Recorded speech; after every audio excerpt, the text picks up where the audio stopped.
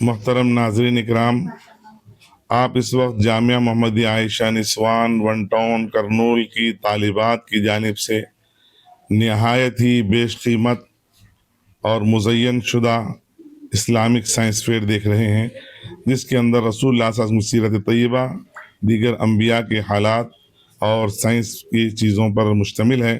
ضرور آپ اس کا مشاہدہ کریں۔ ہر سال طالبات پیش کرتی ہیں، سینکڑوں خواتین اور ہزاروں خواتین اس سائنس فیئر کو پسند کرتی ہیں۔ لیجیے آپ اس کا مظاہرہ کیجیے۔ السلام علیکم ورحمۃ اللہ وبرکاتہ۔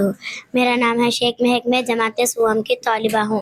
Wild animals live in forest. There are many different types of wild animals: lion, giraffe, hippopotamus, sheep, elephant, deer, camel, zebra, leopard, goat.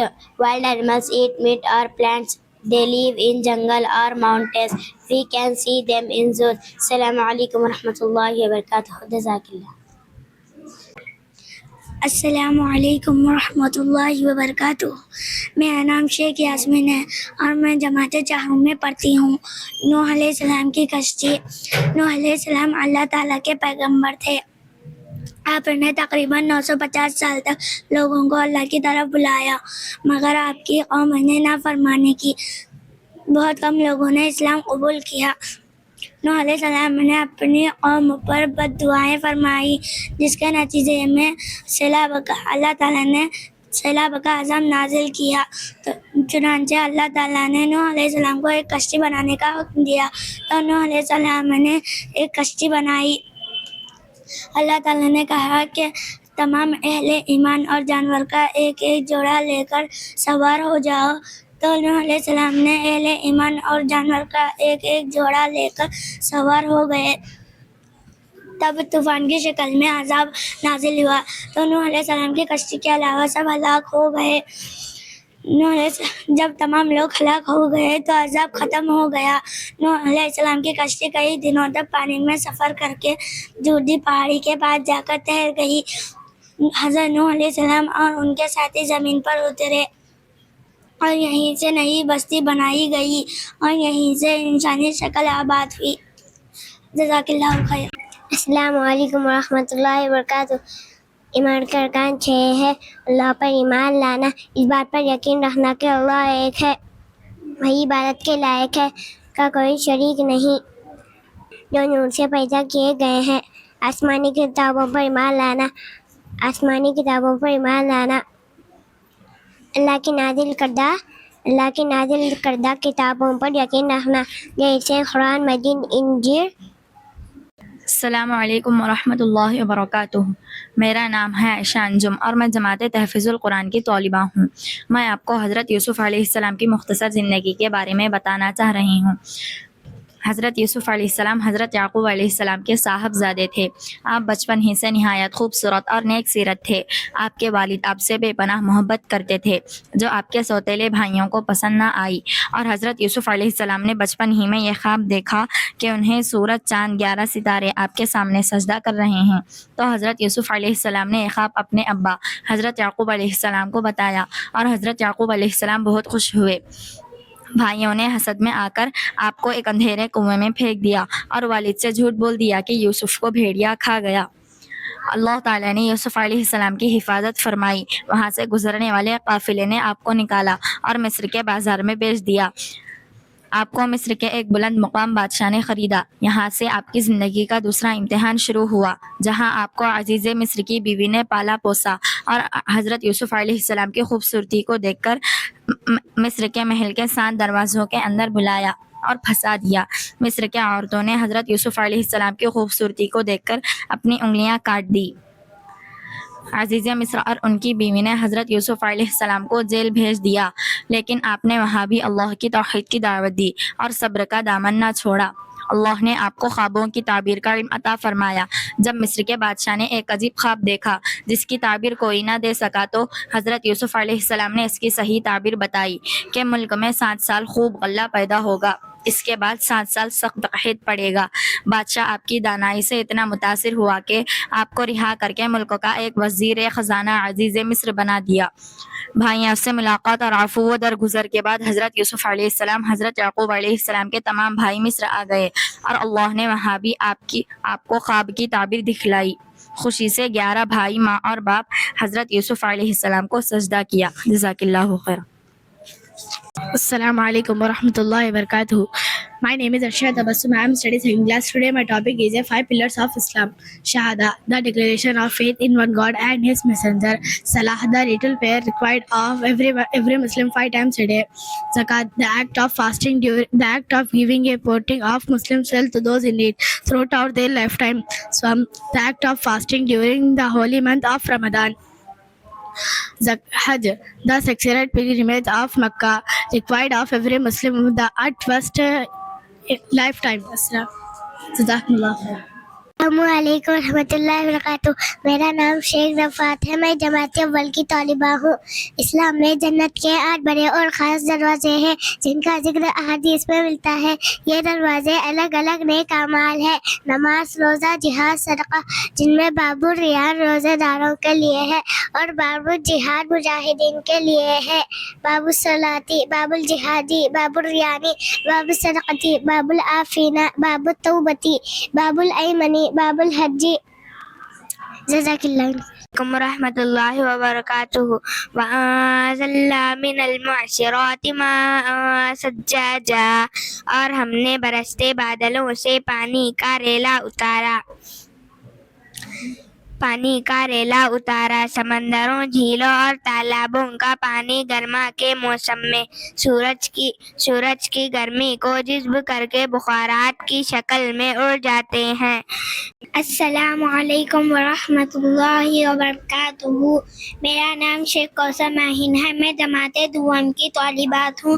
نماز کے اوقات: دن اور رات میں 5 نمازیں ہر مسلمان مرد اور عورت پر فرض ہیں۔ فجر کا وقت صبح صادق سے سورج نکلنے سے پہلے تک، ظہر کا وقت دوپہر کو سورج ڈھلنے کے بعد، عصر کا وقت شروع ہونے تک، عصر کا وقت دوپہر کے بعد سے سورج غروب ہونے سے ذرا پہلے تک، مغرب کا وقت سورج غروب ہونے کے فوراً بعد، عشاء کا وقت غروب آفتاب کے بعد سے رات کے درمیانی حصے تک۔ جزاک اللہ۔ السلام علیکم ورحمۃ اللہ وبرکاتہ۔ میرا نام صبا ہے اور میں جماعت دوم کی طالبہ ہوں۔ اللہ تعالیٰ کے درمیان 9 نام ہے۔ بسم اللہ الرحمن الرحیم۔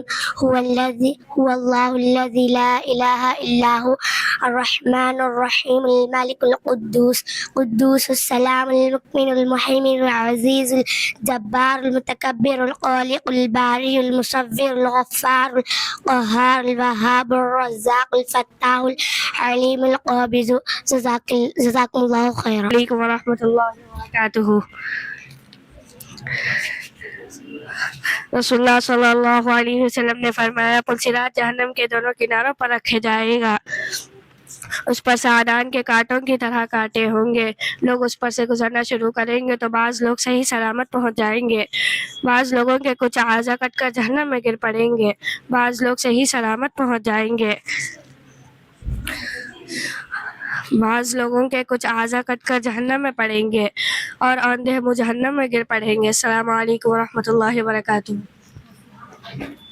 السلام علیکم ورحمۃ اللہ وبرکاتہ۔ فلسطین جو اپنی تاریخی اور سرزمین میں اتنی اہمیت کی وجہ سے کئی محترم رہی ہے، یہاں مسجد اقصیٰ واقع ہے۔ مکہ اور مدینہ کے بعد یہ تیسرا مقدس مقام ہے۔ یہاں سے حضور پاک صلی اللہ علیہ وسلم آسمانوں میں معراج تشریف لے گئے تھے۔ 1948 میں اسرائیل اور فلسطین اور مغربی کے کنارے غزہ کی پٹی میں تقسیم ہوا۔ پچھلے 77 سالوں سے فلسطین پر اسرائیل نے جابرانہ و ظلمانہ قبضہ کر لیا تھا۔ رومیوں نے عیسائی مذہب قبول کرنے کے بعد یورپ میں پشچم اور شام کے یہودیوں کی زندگی تنگ کر دی، انہیں در بدر کیا۔ اپنی جان بچانے اور چین سے جینے کے لیے یہودی ان علاقوں کی طرف رخ کیے جہاں مسلمانوں کی حکومت رہی ہے۔ السلام علیکم ورحمۃ اللہ وبرکاتہ۔ حج کا پہلا دن مکہ مکرمہ میں احرام باندھ کر احرام کی حالت میں مینا کو روانگی. مینا میں نماز عصر ظہر مغرب اور عشاء پڑھنا. رات مینا میں گزارنا. ذکر دعا اور یاد الہی میں مشغول رہنا. السلام علیکم ورحمۃ اللہ وبرکاتہ. السلام علیکم ورحمۃ اللہ وبرکاتہ. مزدلفہ کا قیام اللہ کی یاد اور عبادت کا ایک خاص وقت ہے جس میں تمام حاجی امیر و غریب ایک جیسے لباس میں کھلے آسمان تلے رات گزرتے تھے. مزدلفہ حج کے مناسک میں سے ایک انتہائی اہم مقام ہے جہاں حاجی 9 ذوالحجہ کی رات کو عرفات میں سے آتے ہیں اور رات گزرتے ہیں. یہاں پہنچ کر حاجی مغرب اور عشاء کی نمازیں ملا کر پڑھتے ہیں. مغرب کی 3 رکعتیں اور عشاء کی 2 رکعتیں. حاجی یہاں کھلے آسمان تلے رات گزرتے تھے اور وہ عبادت دعا اور اللہ کے ذکر میں مصروف رہتے تھے اور شیطان کو مارنے کے لیے کنکریاں یہاں سے ہی جمع کرتے تھے. حاجی 9 ذوالحجہ کی غروب آفتاب کے بعد یہاں پہنچتے ہیں اور 10 ذوالحجہ کی فجر تک یہاں قیام کرتے ہیں. جزاک اللہ خیر. السلام علیکم ورحمۃ اللہ. السلام علیکم ورحمۃ اللہ وبرکاتہ. میرا نام شیخ رتا تحسین ہے اور میں سوم کی طالبہ ہوں. حج کے دوران شیطان کو کنکریاں مارنا جیسے عربی میں رمی کہا جاتا ہے. حج کے واجبات میں سے یہ اہم رکن ہے. یہ عمل مینا میں 3 ستونوں پر کنکریاں پھینک کر ادا کیا جاتا ہے. یہ عمل حضرت ابراہیم علیہ السلام کی سنت ہے. جب حضرت ابراہیم علیہ السلام اپنے بیٹے اسماعیل علیہ السلام کی قربانی کے لیے جا رہے تھے تو شیطان نے انہیں 3 مقامات پر ورگلانے کی کوشش کی. جب حضرت ابراہیم علیہ السلام نے ان 3 مقامات پر شیطان کو کنکریاں ماری تھی. جمرات 3 ہوتے ہیں: جمرات الاولیٰ، جمرات الوسطیٰ اور جمرات الکبریٰ. ہر ایک ستون کو 7 کنکریاں ماری جاتی ہے. ہر ایک کنکری پھینکتے وقت اللہ اکبر کہنا چاہیے. ہر ایک کنکری کھجور کی گٹلی کے برابر یا اس سے تھوڑی بڑی ہونی چاہیے. بڑے بڑے پتھر مارنا درست نہیں ہے. حج کنکریاں ماری جائے. یہ عمل 10، 11، 12 ذوالحجہ کو کرنا لازمی ہے اور 13 ذوالحجہ کو کرنا سنت ہے. مقصد یہ ہے کہ یہ عمل شیطان کی رسوائی سے دور بھگانے اور حاجیوں کو اپنے خواہشات اللہ کے سامنے پورے کرنے کے لیے ادا کیا گیا ہے. السلام علیکم ورحمۃ اللہ وبرکاتہ. علیکم ورحمۃ اللہ وبرکاتہ. حضرت صالح علیہ السلام کے معجزات. اللہ نے حضرت صالح علیہ السلام کو قوم سمود کی طرف بھیجا. وہ بت پرستی کرتے تھے، پہاڑوں کو تراش کر گھر بنانے میں ماہر تھے. حضرت صالح علیہ السلام انہیں اللہ کی عبادت کی دعوت دی. انہوں نے انکار کیا اور حضرت صالح علیہ السلام کو جھوٹا کہنے لگے. اور پھر قوم سمود نے حضرت صالح علیہ السلام سے کہا کہ ہمارے لیے کوئی ایک نشانی مقرر کیجیے. اگر آپ ہم خالی چٹان سے حاملہ اونٹنی کو نکال دیں تو ہم اللہ کے حکم سے ایمان لائیں گے. تو حضرت صالح علیہ السلام نے اللہ سے دعا کی اور سخت چٹان پھٹی جس سے حاملہ اونٹنی نکل آئی. اور یہ اونٹنی اتنا دودھ دیتی تھی کہ ہزاروں لوگوں کی ضرورت پوری ہوتی تھی. یہ معجزہ دیکھنے کے باوجود انہوں نے نافرمانی کی اور اس اونٹنی کو قتل کر دیا. اللہ نے ان پر سخت عذاب نازل کیا جس سے ان کی بستی تباہ و برباد ہو گئی. السلام علیکم ورحمۃ اللہ وبرکاتہ. حضرت یونس علیہ السلام کے معجزات. اللہ نے حضرت یونس علیہ السلام کو نینوا کے لوگوں کی طرف بھیجا. حضرت یونس علیہ السلام نینوا کے لوگوں سے ناراض ہو کر اللہ کے حکم کے بغیر کشتی میں سوار ہو گئے. اللہ طوفان آیا اور قرآن اندازی کے ذریعے انہیں کشتی سے نکال کر سمندر میں پھینک دیا گیا اور انہیں ایک عظیم مچھلی نے نگل لیا اور وہ مچھلی کے پیٹ میں سمندر کی گہرائی میں کئی دن زندہ رہے. اور مچھلی کے پیٹ کی تاریکی میں انہوں نے ایک دعا فرمائی: لا الہ الا انت سبحانک انی کنت من الظالمین. تیرے سوا کوئی معبود نہیں، تو پاک ہے اور میں ہی ظالموں میں سے ہوں. اللہ تعالیٰ نے اس دعا کو قبول فرمایا اور مچھلی کو حکم دیا. حضرت یونس علیہ السلام مچھلی کے پیٹ سے نکل آئے.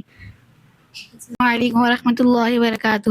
حضرت یوسف علیہ السلام کو 11 بیٹے تھے. حضرت یوسف علیہ السلام کو بہت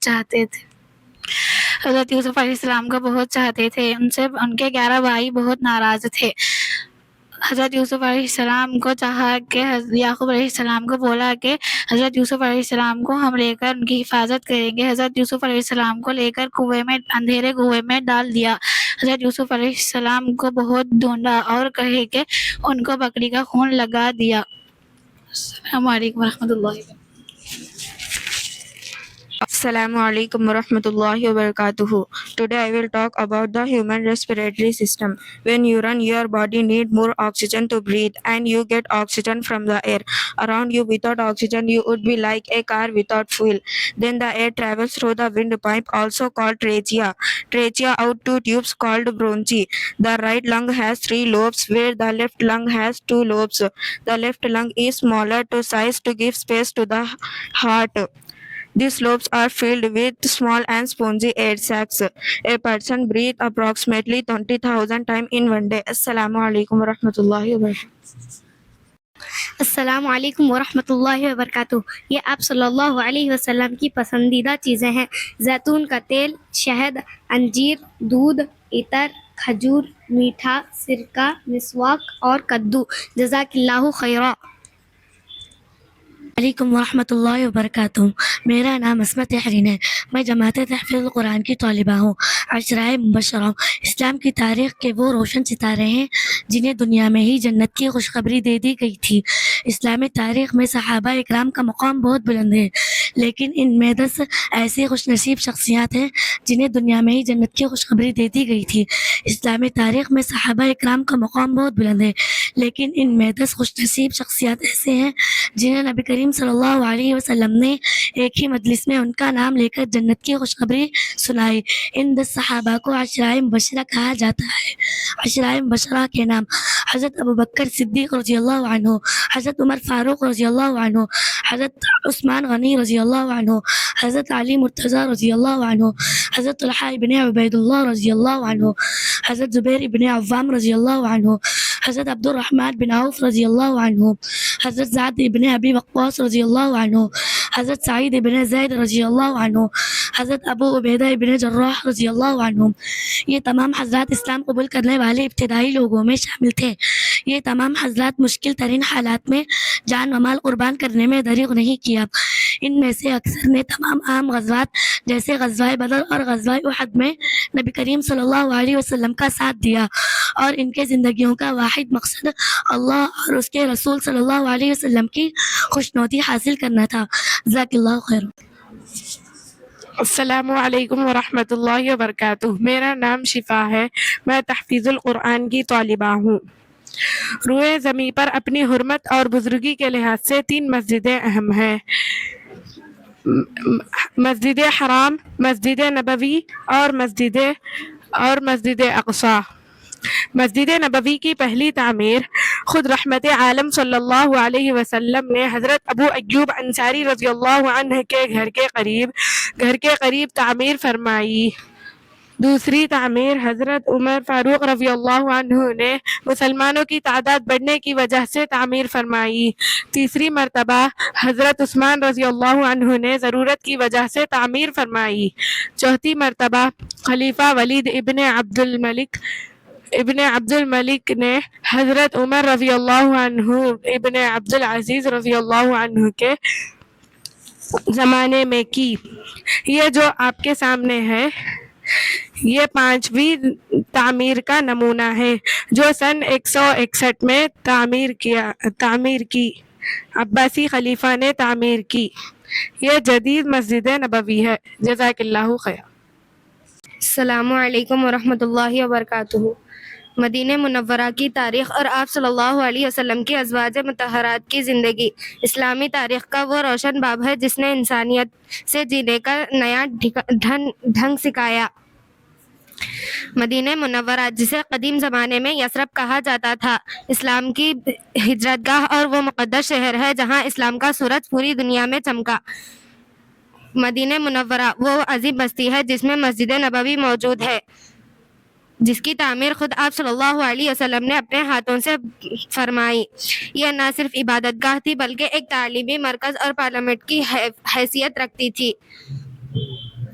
مسجد نبوی کی چھت کی اونچائی تقریباً 3.5 میٹر تھی اور اس کے چھت کھجور کے پتے اور اس کے تنے سے بنائی گئی تھی. یہ مسجد نبوی اور ازواج مطہرات کے حجرے ہیں. جب آپ صلی اللہ علیہ وسلم مدینے سے ہجرت فرمائی تو یہ مسجد نبوی کی تعمیر کے ساتھ اس کے جنوبی مشرق اور جنوبی جانب چند حجرے بنوائے گئے. یہ گھر اینٹوں، کھجور کی شاخوں اور بالوں سے بنے ہوئے کمبلوں کے پردوں پر مشتمل تھے. ان حجروں کی وسعت اتنی کم تھی کہ جب آپ صلی اللہ علیہ وسلم نماز تہجد پڑھتے تو حضرت عائشہ رضی اللہ عنہا کو اپنے پیر سمیٹنے پڑتے تھے. یہ تمام حجرے مسجد نبوی کی دیواروں سے متصل تھے تاکہ آپ صلی اللہ علیہ وسلم آسانی سے مسجد میں داخل ہو سکے. جزاک اللہ. السلام علیکم ورحمۃ اللہ وبرکاتہ. غار ثور اسلامی تعلیم کا وہ عظیم مقام جو صبر، استقامت اور اللہ پر بھروسہ کرنے کی علامت ہے. جب مکے کے کفار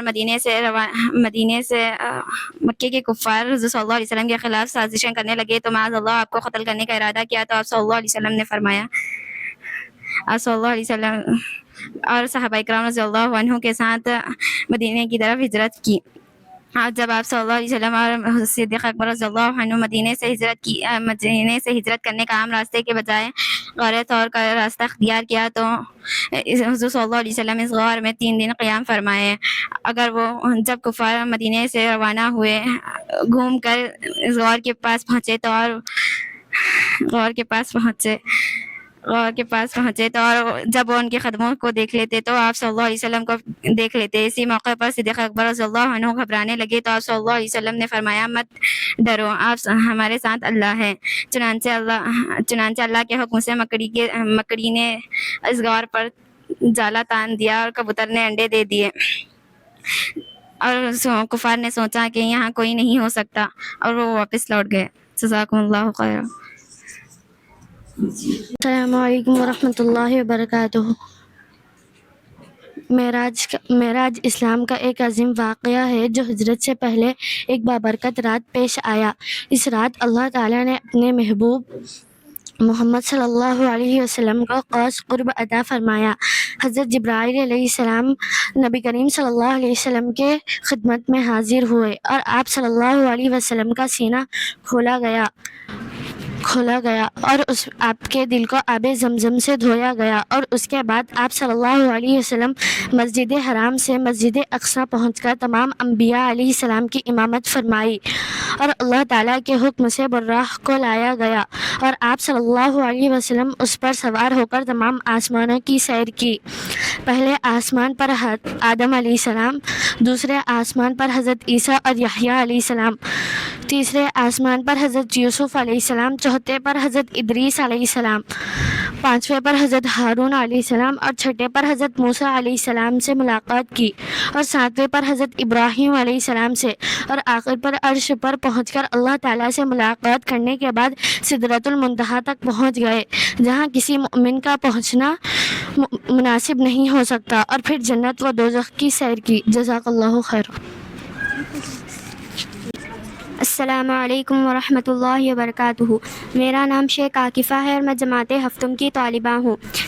یمن کے حبشی گورنر ابرہہ نے صنعاء میں عالیشان قلعہ بنایا تاکہ عربوں کو کعبہ کے بجائے وہاں حج کے لیے بلایا جائے، لیکن عربوں نے اس کی پرواہ نہیں کی تو غصے میں ابرہہ نے بڑے ہاتھی اور 60,000 فوج کے ساتھ مکہ کا رخ کیا. حضرت عبد المطلب جو کہ حضور صلی اللہ علیہ وسلم کے دادا ہے، انہوں نے اہل مکہ کو پہاڑ پر پناہ لینے کے لیے کہا. جب ابرہہ کا لشکر کعبے کے قریب پہنچا تو اللہ کے حکم کے مطابق پرندوں کی غول ابابل آئے جن کے چونچوں اور پنجوں میں کنکر تھے. وہ ابرہہ کے لشکر پر پتھر برسائے جس کی وجہ سے ابرہہ کے سارے سپاہی کھائے ہوئے بھونسے کی طرح تباہ و برباد ہو گئے. ابرہہ زخمی حالت میں بھاگا لیکن راستے ہی میں ہلاک ہو گیا. یہ واقعہ سن 570 یا 571 میں پیش آیا جس سال حضور صلی اللہ علیہ وسلم کی ولادت ہوئی تھی، اسی لیے اس کو عام الفیل کہا جاتا ہے. جزاک اللہ. السلام علیکم ورحمۃ اللہ وبرکاتہ. فرعون اور اس کے قوم کے عذابات.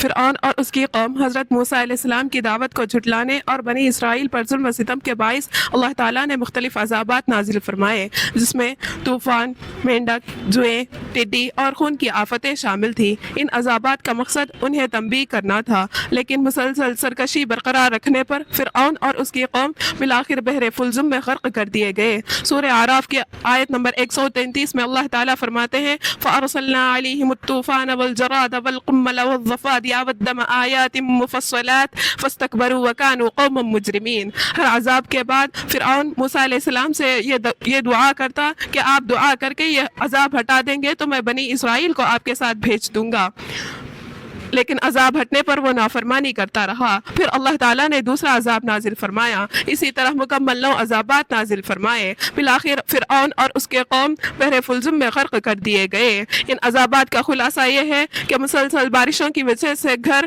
پانی میں ڈوب گئے، ٹڈیوں نے فصلیں تباہ کر دی، جوئیں جسموں اور اناجوں کو اچاٹ گئی، گھروں اور کھانوں میں مینڈک بھر گئے، پانی اور چشمے خون بن گئے۔ جزاکم اللہ احسن الجزاء۔ السلام علیکم ورحمۃ اللہ وبرکاتہ۔ السلام علیکم ورحمۃ اللہ وبرکاتہ۔ جامعہ محمدیہ عائشہ نسوان کرنول، میں جماعت چہارم کی طالبہ ہوں۔ دنیا کی تاریخ لڑائیوں اور جنگوں سے بھری پڑی ہے۔ اسلام جب سے پھیلا رسول صلی اللہ علیہ وسلم نے کفار مشرکین کو دین کی دعوت دیتے رہے اور مسلسل کوشش کے بعد چند لوگ دعوت قبول کر کے مسلمان ہوئے، لیکن کفار طرح طرح کے ظلم و ستم کرتے رہے۔ آخرکار اللہ تعالیٰ کی طرف سے ہجرت کی اجازت ملی تو صحابہ اکرام صلی اللہ علیہ وسلم اور حضرت ابو بکر رضی اللہ عنہ ہمراہ لے کر ہجرت کی سفر میں نکلے اور مسلمانوں نے چین کی سانس لی، اور ہجرت کے 2 سال بعد کفار مشرکین نے مسلمانوں پر حملہ کرنے کا ارادہ کیا۔ چنانچہ 17 رمضان المبارک سن 2 ہجری جمعہ کے دن کفار مکہ اور اہل ایمان کے درمیان بدر کے مقام میں جنگ ہوئی۔ بدر کا دن تھا۔ کفار مکہ اور اصحاب رسول آمنے سامنے تھے۔ کفار مشرکین 1000 کی تعداد میں تھے۔ ان کے پاس 700 اونٹ، 100 گھوڑے، عمدہ تلواریں اور بڑیا سامان تھے۔ دوسری طرف اللہ کے بندے 313 تھے، 70 اونٹ، 2 گھوڑے، ٹوٹی پھوٹی تلواریں تھیں، بس اللہ کا نام تھا۔ یہ بدر کا کنواں ہے۔ جس جگہ جنگ ہوئی اسی کا نام غزوہ بدر رکھا گیا۔ حضور صلی اللہ علیہ وسلم نے قبلے کی طرف رخ کر کے اللہ تعالیٰ سے دعا مانگی اور اللہ تعالیٰ نے ان کی دعا قبول کر لی۔ 313 مسلمانوں نے کفار مشرکین کو جنگ بدر میں دھول چٹا دی۔ یہ وہ کنواں ہے جس میں کفار مشرکین کے سرداروں کی لاشوں کو ڈالا گیا۔ السلام علیکم ورحمۃ اللہ وبرکاتہ۔ وعلیکم ورحمۃ اللہ وبرکاتہ۔ میں جامعہ محمدیہ عائشہ نسوان عالمہ ہشتم کی طالبہ ہوں۔ جنگ احد اسلام کی دوسری بڑی جنگ ہے جو مدینے کے قریب احد پہاڑ کے دامن میں مشرکین مکہ اور مسلمانوں کے درمیان ہوئی تھی۔ ابو سفیان 3000 کا لشکر لے کر مدینے پر حملہ کرنے کے لیے روانہ ہوا، اور ادھر حضور اقدس صلی اللہ علیہ وسلم بھی اپنے 1000 ساتھیوں کے ساتھ روانہ ہوئے، مگر راستے میں منافق عبداللہ ابن ابی نے 300 ساتھیوں کو لے کر واپس ہو گیا، جس کی وجہ سے نبی کریم صلی اللہ علیہ وسلم کے ساتھ 700 صحابہ باقی رہ گئے۔ نبی کریم صلی اللہ علیہ وسلم نے لشکر کی حفاظت کے لیے پہاڑ پر 50 تیر اندازوں کو مقرر کیا، حضرت عبداللہ ابن جبیر رضی اللہ تعالیٰ عنہ کی قیادت میں کھڑا کیا اور حکم دیا کہ فتح ہو یا شکست تم اپنی جگہ کو مت چھوڑنا۔ اول تو جنگ کے میدان میں مسلمان مشرکین پر غالب آئے، اور جب مشرکین جنگ کا میدان چھوڑ کر بھاگنے لگے تو مال غنیمت کے لالچ میں پہاڑ پر موجود تیر اندازوں نے اپنی جگہ چھوڑ دی۔ موقع کا فائدہ اٹھا کر خالد ابن ولید جو اب تک مسلمان نہیں ہوئے تھے پیچھے سے آئے اور مسلمانوں کے لشکر پر حملہ کر دیا۔ اچانک ہونے والے اس حملے کی وجہ سے مسلمان گھبرا گئے اور ادھر ادھر بھاگنے لگے۔ اس جنگ میں حضرت حمزہ رضی اللہ تعالیٰ عنہ کے ساتھ 70 صحابہ اور شہید ہوئے، اور آپ صلی اللہ علیہ وسلم کا دندان مبارک شہید ہوا اور آپ کا چہرہ مبارک بھی زخمی ہوا۔ نتیجہ اس تمام جنگ کا یہ ہوا کہ اس میں نہ تو مسلمانوں کو شکست اور فتح ہوئی اور نہ ہی کافروں کو شکست اور فتح ہوئی، بلکہ نقصان دونوں کا اس میں برابر ہوا۔ السلام علیکم، جزاک اللہ خیرہ۔ السلام علیکم ورحمۃ اللہ وبرکاتہ۔ مدرسہ جامعہ محمدیہ عائشہ نسوان کی جماعت تدریب العالمات کی طالبہ ہوں۔ یہ غزوہ خندق سن 5 ہجری میں ہوا، جسے غزوہ احزاب بھی کہا جاتا ہے۔ अरब के कबाइल और कुफ़ार के लश्कर से 10,000 आदमियों की फ़ौज मदीने पर हमला आवर होने के लिए आए। उस वक्त मुसलमानों की फ़ौज की तादाद सिर्फ 3,000 थी। रसूलुल्लाह सल्लल्लाहु अलैहि वसल्लम और सहाबा कराम रज़ियल्लाहु अन्हुम से मशवरा किया तो सलमान फ़ारसी रज़ियल्लाहु अन्हु की राय को पसंद फरमाया और एक खंदक खोदी गई। इस खंदक की चौड़ाई 5.5 मीटर थी और इसकी गहराई 4.5 मीटर थी और इसकी लंबाई 5.5 किलोमीटर थी। इसका पस मंज़र ये था कि अरब कबाइल और दीगर कबाइलों ने कुफ़ार मक्का से इत्तेहाद कर लिया था कि हम सब मिलकर मुसलमानों को एक ही दफ़ा में ख़त्म कर लें। मदीने की हिफाजत के लिए आप सल्लल्लाहु अलैहि वसल्लम ने खुद बनफ्स नफीस इस खंदक की खुदवाई में हिस्सा लिया और दीगर सहाबा कराम रज़ियल्लाहु अन्हुम ने भी इसमें हिस्सा लिया और हर 10 आदमियों को 40 हाथ रकबा खोदने के लिए दिया गया। जब दुश्मनों ने इस खंदक को देखा तो इतनी बड़ी खंदक को देखकर वो हैरान रह गए और इसको पार ना कर सके और इसी तरह उन्होंने 1 महीने तक इस मदीने का मुहासरा किया। इस खंदक के पार करने के लिए उन्होंने तीर फेंकते गए जिसकी वजह से चंद सहाबा जख्मी हो गए, लेकिन 1 महीने के बाद वो थक हार कर मक्का वापस चले गए और सामान का ख़त्म होना और सर्दी का बढ़ जाना उनके यहाँ से भागने का ज़रिया बना और अल्लाह ताला ने इसमें एक सख्त आंधी भेजी जिसकी वजह से उनके खैमे उखड़ गए और आप सल्लल्लाहु अलैहि वसल्लम और दीगर सहाबा कोहे सिला की तरफ पुश्त करके क़याम पज़ीर हो गए और मुसलमान औरतें और बच्चों को किलों में महफूज फरमा लिया था। इस तरह इस जंग में मुसलमानों को फतह हासिल हुई। अस्सलामु अलैकुम व रहमतुल्लाहि व बरकातहू। जज़ाक